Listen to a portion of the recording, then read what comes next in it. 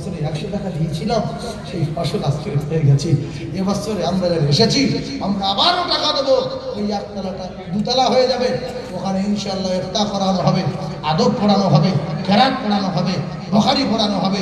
এতগুলো ছেলে মাদ্রাসা তো এখান থেকে এইটুকু, ওপারে বিরাট বড় বিল্ডিং খাড়া হয়ে গেছে, মোটা মোটা কলম।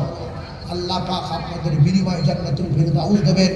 ইল্লা মিন সালাসাতিন, ইল্লা মিন সাদাকাতিন জারিয়া।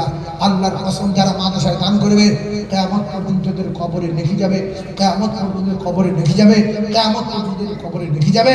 আমার কলিজার টুকরা ভাই, আর যারা ওস্তাদের জীবন ধন্য, আর যারা এই সন্তানগুলো তৈরি করেছেন, আও ওয়ালাদিন সালিহিন ইয়াদউলাহু, এরা কি করবে? এরা কবরের কাছে গিয়ে বলবে, আল্লাহ ছোটবেলায় আমার মা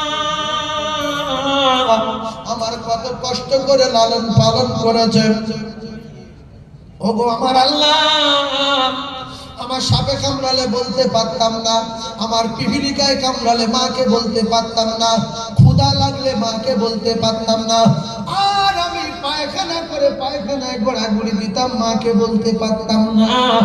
আমার মা বুঝতে পারলে বুঝে নিত আমি বড় অসহায়।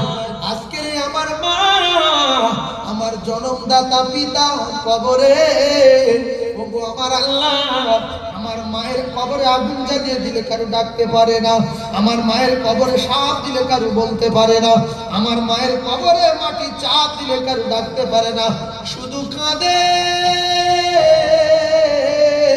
আমি যেরকম ছোটবেলায় কাঁদতাম বলতে পারতাম না।